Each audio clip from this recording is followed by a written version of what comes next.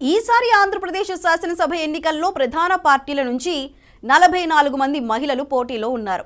YSR Congress party నుంచి 20 మంది, తెలుగుదేశం నుంచి 23 మంది, జనసేన నుంచి ఒకరు పోటీ చేశారు. బీజేపీ నుంచి ఎమ్మెల్యే అభ్యర్థిగా మహిళలు ఎవరూ పోటీ చేయటం లేదు. మొత్తానికి 175 స్థానాల్లో ఈసారి 4 చోట్ల మాత్రం ప్రధాన ప్రత్యర్థులిద్దరూ మహిళలే ఉన్నారు.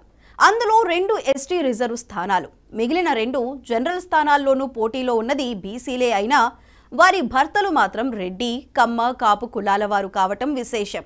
వారిలో టీడీపీ మహిళా అభ్యర్థులు 4కి ఇవి తొలి అసెంబ్లీ ఎన్నికలు. ఆ వివరాలు ఇప్పుడు చూద్దాం.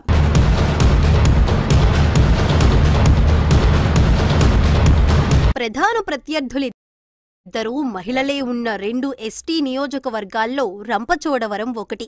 ఇక్కడ వైఎస్ఆర్సీపీ నుంచి నాగులపల్లి ధనలక్ష్మి, తెలుగుదేశం నుంచి మిరియాల శిరీష పోటీ చేస్తున్నారు. ధనలక్ష్మి కొండదొర సామాజిక వర్గానికి చెందినవారు. ఆమె BA చదివి టీచర్గా ఉద్యోగం చేసేవారు. మొదటిసారిగా 2019లో వైఎస్ఆర్ కాంగ్రెస్ అభ్యర్థిగా పోటీ చేసి టీడీపీ అభ్యర్థి వంతల రాజేశ్వరి మీద దాదాపు 40,000 మెజారిటీ సంపాదించారు. ఇప్పుడు రెండో విడత మళ్లీ బరిలో ఉన్నారు. ఆమె మీద పోటీ చేస్తున్న తెలుగుదేశం అభ్యర్థి మిరియాల శిరీషాదేవికి ఇవి మొదటి ఎన్నికలు. ఆమె కోయ సామాజిక వర్గానికి చెందినవారు. రాజవొమ్మంగి మండలం అనంతగిరిలో 8 ఏళ్లుగా అంగన్వాడీ కార్యకర్తగా పనిచేస్తున్నారు. వైసీపీ వాళ్లు ఆమెను ఇబ్బంది పెట్టారనే ఆరోపణలున్నాయి. అందుకు కారణం ఆమె భర్త తెలుగు యువత నియోజకవర్గ అధ్యక్షుడిగా ఉండటమే అంటారు. మొత్తానికి అనూహ్యంగా ఆమెకు టికెట్ వచ్చింది.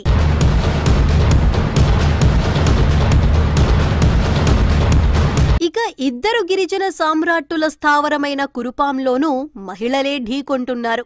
శత్రుచర్ల, వైరిచర్ల వర్గీయులుగా ముద్రపడ్డారు. వారిలో మాజీ డిప్యూటీ సీఎం పాముల పుష్పశ్రీవాణి ఒకరైతే తోయక జగదీశ్వరి మరొకరు. పాముల పుష్పశ్రీవాణి గ్రాడ్యుయేషన్తో పాటు B.Ed కూడా పూర్తి చేసి గిరిజన ఆశ్రమ పాఠశాలలో టీచర్గా పనిచేస్తూ ఉండేవారు. వైసీపీలో చేరి మొదటిసారిగా 2014 ఎన్నికల్లో పోటీ చేశారు. ఆ తరువాత 2019లో రెండో వరుస విజయం నమోదు చేసుకున్నారు.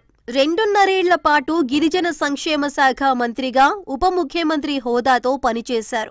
ఆమెను వైరిచర్లకు రాజకీయ వారసురాలిగా చెబుతారు. ఇక తెలుగుదేశం అభ్యర్థి తోయక జగదీశ్వరి విషయానికొస్తే ఆమె ఎంపీటీసీగా రాజకీయ జీవితం ప్రారంభించారు. ఆమె భర్త ప్రభుత్వోద్యోగి. అయితే ఎన్నికల కోడ్ అమలులో ఉన్న సమయంలో ఆమె భర్తకిచ్చిన ప్రభుత్వ క్వార్టర్స్లో పార్టీ చేరికల కార్యక్రమం నిర్వహించినందుకు ఆయన మీద సస్పెన్షన్ వేటు పడింది. శత్రుచర్ల విజయరామరాజు ఆమెను తన రాజకీయ వారసురాలిగా ప్రకటించటం విశేషం. అయితే ఆమెను మార్చే అవకాశాలున్నట్టు ప్రచారం జరుగుతోంది.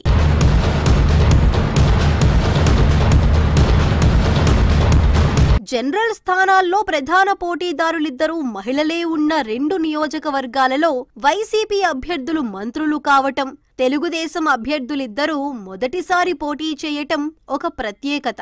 4 మహిళలు బీసీలే అయినా భర్తలు ఓసీలు కావటం ఇంకో ప్రత్యేకత. ముందుగా గుంటూరు వెస్ట్ నియోజకవర్గం సంగతి చూస్తే వైఎస్ఆర్ కాంగ్రెస్ పార్టీకి చెందిన విడుదల రజని పోటీ చేస్తుండగా ఆమెకు ప్రత్యర్థిగా తెలుగుదేశం పార్టీ నుంచి పిడుగురాళ్ల మాధవి బరిలో దిగారు. విడుదల రజని బీసీ ముదిరాజ్ సామాజిక వర్గానికి చెందినవారు కాగా ఆమె భర్తది కాపు సామాజిక వర్గం. ఆమె రాజకీయాల్లోకి వచ్చి మొదటిసారిగా 2019లో చిలకలూరిపేటలో పోటీ చేసి గెలిచారు. జగన్మోహన్ రెడ్డి మంత్రివర్గాన్ని పునర్వ్యవస్థీకరించినప్పుడు ఆమె ఆరోగ్య శాఖ మంత్రి అయ్యారు. అయితే ఈ ఎన్నికల కోసం ఆమెను చిలకలూరిపేట నుంచి గుంటూరు వెస్ట్ కు మార్చారు. ధనబలం, కాపుకులం, వైసీపీ బలం మీద ఆమె ఆధారపడ్డారు. ఇక్కడ తెలుగుదేశం అభ్యర్థిగా పోటీకి దిగిన పిడుగురాళ్ల మాధవి బీసీ సామాజిక వర్గానికి చెందినవారు. ఆమె భర్తది మాత్రం కమ్మ సామాజిక వర్గం. డాక్టర్గా ఆమెకు పేరుంది. భర్తది రియల్ ఎస్టేట్ వ్యాపారం.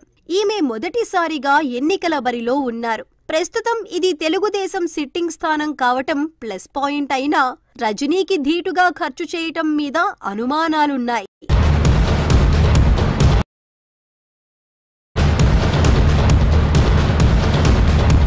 ప్రధాన ప్రత్యర్థులిద్దరూ మహిళలే ఉన్న మరో నియోజకవర్గం శ్రీ సత్యసాయి జిల్లా పెనుగొండ.